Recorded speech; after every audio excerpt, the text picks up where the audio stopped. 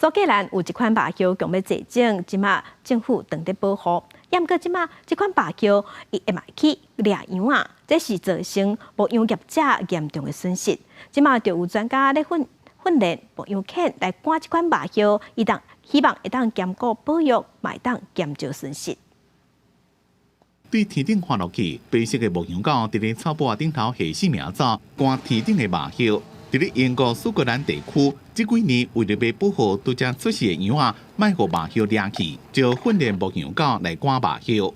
A lot of farmers in the Highlands are having issues with seagulls on their land during lambing season.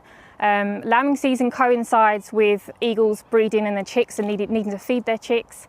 And farmers are calling upon the government to start issuing licences again to shoot whitetail. 白尾海鹰是当地特有的物种，北强要绝种。伫政府重新该引入苏格兰，经过复育了，数量才慢慢增加。为了要避免白尾海鹰搁再被过度的捕猎，训练麻药的专家甲牧羊业者合作，训练牧羊狗来赶麻药，减少羊仔囝互麻药攻击，也让达到保护海鹰的双赢目标。Our main aim here is to try and introduce livestock guardian dogs to people and to the UK.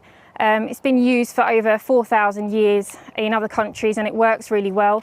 There's no reason why it can't work here. We just need people to accept it and to trial it. 训练一开始是用无人机赶一只假的海鹰，也用无人机制造假动作，互狗仔就是讲麻药真正要飞来，互因学安怎赶走假的海鹰，了就搁再互真正的麻药，诱伫咧事先就穿好的羊仔囝的尸体顶头食，互狗仔知影讲，若无甲麻药赶走，羊仔囝就会被掠去食。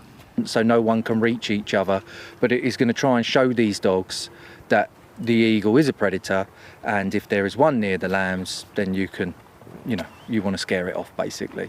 以前伫咧苏格兰各地，因为海鹰复育的计划，政府会赔偿牧羊业者，一年上最5000英镑，差不多代表要加21万。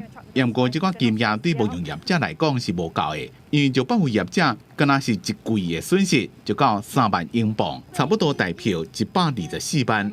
虽然业者对牧羊狗赶海鹰的方式还有淡薄怀疑，不过也希望会当有效果，减少因的损失。公司新闻，陈思东编辑。